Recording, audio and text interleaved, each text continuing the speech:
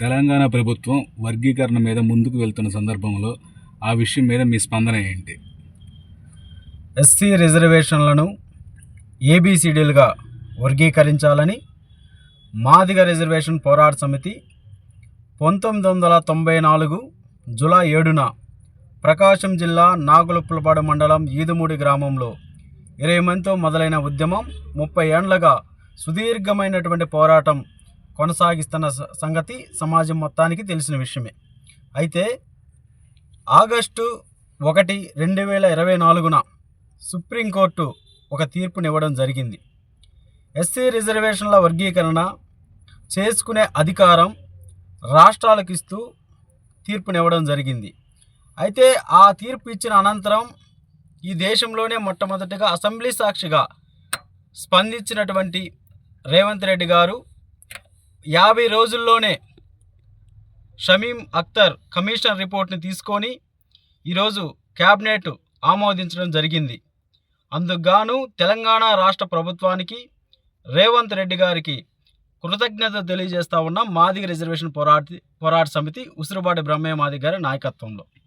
ఇకపోతే ఆంధ్రప్రదేశ్ విషయానికి వస్తే ఆనాటి ముఖ్యమంత్రి 97లోనే 94లో ఉద్యమం ఏర్పడితే సామాజిక న్యాయానికి అనుగుణంగా డాక్టర్ బాబాసాహెబ్ అంబేద్కర్ గారు కలలుగన్నటువంటి సామాజిక న్యాయానికి అనుగుణంగా ఆనాటి చంద్రబాబు నాయుడు గారు ముఖ్యమంత్రి గారు 97లోనే రామచంద్రరాజు కమిషన్ నియమించి ఆ కమిషను రాష్ట్ర వ్యాప్తంగా పర్యటించి ఒక నివేదిక ఇవ్వడం జరిగింది.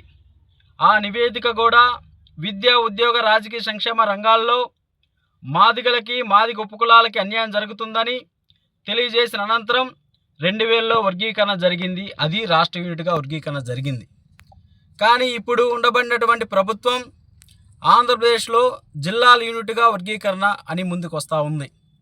మేము ఒకటే విజ్ఞప్తి చేస్తున్నాం ప్రభుత్వానికి, జిల్లాల యూనిట్గా వర్గీకరణ జరిగితే మాదిగలకి మాదిగ ఉపకులాల వాళ్ళకి అన్యాయం జరుగుద్దని మేము ఆల్రెడీ కమిషన్కి నివేదికలు సమర్పిస్తూనే ఉన్నాం. రాజీవ్ రంజన్ మిశ్రా కమిషన్కి ప్రభుత్వం పెద్ద మనసు చేసుకొని ఏదైతే 2000లో వర్గీకరణ చేసిందో ఈ ప్రభుత్వం అదే విధంగా వర్గీకరణ జరగాలని, రాష్ట్ర యూనిట్గానే వర్గీకరణ జరిగితే మాదిగ ఉపకులాలకి న్యాయం జరిగిద్దని పెద్దలు చంద్రబాబు నాయుడు గారు పెద్ద మనసుతో ఆలోచించాలని కూడా ఈ సందర్భంగా మేము విజ్ఞప్తి చేస్తూ ఉన్నాం. త్వరలోనే ఆంధ్రప్రదేశ్లో వర్గీకరణ జరిగితే అనుకున్న మేరకు ఉద్యోగ అవకాశాలు మెరుగ్గా మాదిగలకు వస్తాయని కూడా మేము భావిస్తూ, అంతవరకు ఈ రాష్ట్రంలో జరుగుతున్నటువంటి ఉద్యోగ నియామకాలు నిలుపుదల చేసి వర్గీకరణ అయిన అనంతరమే ఉద్యోగ నియామకాలు జరగాలని కూడా ప్రభుత్వానికి విజ్ఞప్తి చేసుకుంటూ, త్వరలోనే వర్గీకరణపై ఒక స్పందన అసెంబ్లీ తీర్మానాలు చేసి ముందుకు రావాలని మేము మాదిగ రిజర్వేషన్ పోరాట సమితి ఉసిరిపాటి బ్రహ్మయ్య మాదిగ నాయకత్వంలో విజ్ఞప్తి చేస్తూ ఉన్నాం ఆంధ్రప్రదేశ్ రాష్ట్ర ప్రభుత్వానికి.